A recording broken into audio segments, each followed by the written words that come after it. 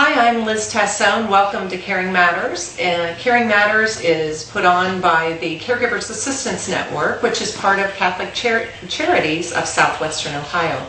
And I'm here today with Cathy Kearns. Cathy has been a geriatric nurse for 37 years, which is hard to believe. Yes, She was at 5 years old became a geriatric nurse.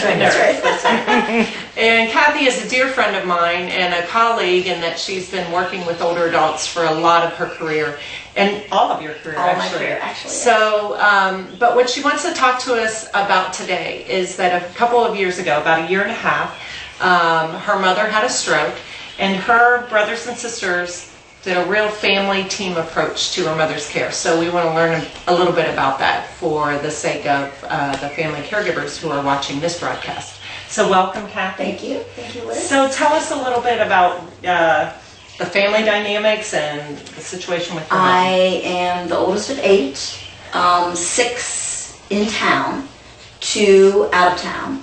Okay. And Mom had a stroke coming back from a vacation that she had planned for years, saved for years. She took us all to the Outer Banks. And So all her kids, all all her the kids, grandchildren? all the grandkids were all together. There were 32 of us. Wow. First time in a long time we've all been together. My mom was thrilled. And a day after arriving home from the vacation, she had a stroke. Actually, my one sister and I was still on vacation. We were going to the house to take her out to lunch, knocking on the door, no answer. She lived alone. She lived alone and very capable, still drove, was, did everything herself. And she was not answering. So I said to Terry was behind me, I said, I'll go in. I'll just go in, and I see her legs sticking out on as I'm coming around. And I thought she was joking. So I said, Mom, what are you doing on the floor? And as I came further around the corner, it was obvious that something had happened, and she had a stroke. She spent 3 weeks in the hospital in rehab. Actually, she came back so much further along than they originally thought. Mm-hmm. She had a G-tube initially, stomach, a feeding tube. She was not moving at all.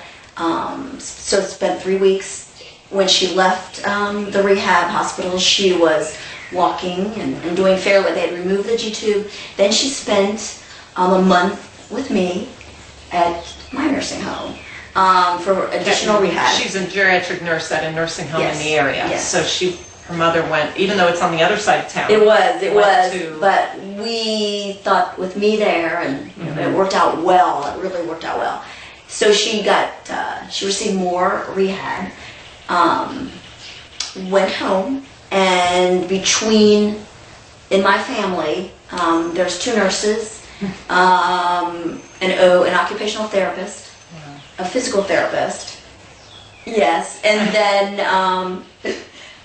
Team bossy there. yes, and so we felt fairly confident that we could do this. And my sister, who's the PT, taught the rest of us how to walk her, how to get her out of the bed, how to get into the bathroom. And we were able to manage that. So still a year and a half later, we take shifts. So, and there's 7 of us. So we each take a 24-hour shift. 7 of you that are on the team to take care Yes, of her. Because 6 of the kids are including my niece. My Okay. niece is a nurse, and she takes, Monday night to Tuesday night, because that's the day she's off from. She works at a hospital, a local hospital. So I have the weekend, since I work Monday through Friday. I have every Saturday night to Sunday night, and so then we're always relieved. If there's a problem, we have found that we can work it out with other nieces, and all the little nieces and nephews now can spend some time with grandma, and they're comfortable. Even my one nephew's comfortable taking them to the bathroom. And so we've all learned how to do, so we're able to, like, if I need to leave, I can call one of my sisters, one of my nieces or nephews, would you mind coming over to stay a little time with grandma? So we've worked that piece out. Isn't that incredible? And how do you all communicate with each other?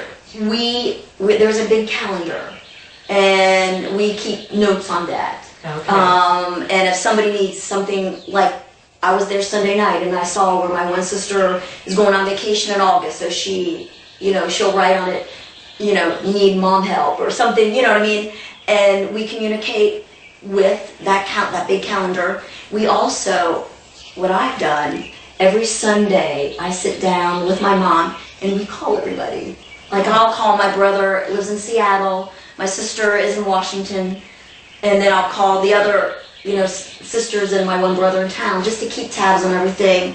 And that's, how we keep track of what everybody's doing. And do you use the internet at all to keep in touch too, or not? we don't. Through that? Okay. We don't. It's usually Through phone calls, phone calls. and keeping the notes Yes, on this actually big on calendar. site in her house. Yes. And so when you go there, we keep it in one special place. Then you can check it for, notes from somebody else. Like my brother's really very handy, so we'll always have a note like, Don, this needs to be looked at, or, the drawer sticking, could you fix that? And we also divvied up the household chores too, because now we're in my mom's house.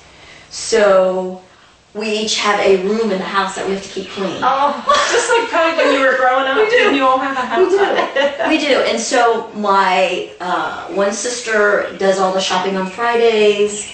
So all the grocery shopping? Yes. Or, okay. Yeah, and then we keep lists on that, like we're out of so-and-so. Okay. So she will go and get that. We also bring the dinner on Saturday I come over like between 4 and 5, and I've already cooked dinner at my house, and I bring it for my mom and me. Wow. So then everybody does that. So some people like to cook at my mom's, but sometimes, so It's easier to do when you're. so then you have the meal that evening, and they will keep lunch and breakfast things that are easier to keep in her fridge. We'll do that. But as far as, you make a meal and you enjoy the meal with my mom, So for over a year now, she has been able to live back in her house. Yes. And friends there's always people popping in to see her. Her family comes in to see her there. We get her out in the car. Now, we do take her out in the car. It takes 2 of us. If you're doing an outing, if you're going to the doctor. Well, that's you're always the on smaller, doctor duty. shorter people. There's some smaller ones of us that we prefer to get her into the car with 2. My sister that's a PT can do it. She does it on By her herself. own. So if she has doctor's appointments, we try to arrange them on Julie's days where Julie can easily get her into the car and to a doctor's appointment. Okay, so if somebody's going to the doctor with her, then is there a report written up Yes. for all of you about? Yes, and we Okay. keep that. It's like a desk area with this calendar and then notes. And what about medicines? Do you guys distribute the medicines? I do. So she has a big, one of those pill. Sunday through Yes. whatever. And it's by the week, and we do medication through the mail, so don't have to worry. I was doing it through Kroger's, and so if I was always constantly calling for refills, so we found this, through the mail thing, and we do that. So they come in and then you put, I do because all- you're a nurse, you're comfortable with all the meds. I put them out for everybody, she gets so many pills in the morning, in the afternoon, and the evening, and I just do the whole week and fill this box up. So if it's your day, let's say I'm not a nurse person, but I'm with your mom. Right. Then To go to that day. everything's written down on Yes. what time of day. No, and- it's all in the box. Like all our morning Okay. pills are, divvied out in little, like Sunday through Saturday. So I do all that. And then, the afternoon pills and then the evening pills. So they know, even my brother, can go and get her pills. And she usually reminds people too, like, my 4 o'clocks are due or something. Okay, so she's Yeah. on top of that Yes, as well. Yeah. So, Well, I would like to talk to you a little bit more about this, but we're near the end of the Okay, time, so let's okay. pick it up on a part 2. All right. But it's a fascinating story, how Thank you you. guys have rallied around her and Thanks. kept her in her Thank you. home. It's Thanks. amazing. Thank you. So I'm Liz Tasson. Thank you for listening, and please check out our sponsors. You can see them at the bottom of the page there. If you check those out, you can click directly on them and go right to their websites. We really appreciate that our sponsors are part of this as well. So thanks again, Cathy, for being with Welcome. us. We'll You're welcome. start part 2 that you'll get to watch as a follow-up. And always remember that caring matters.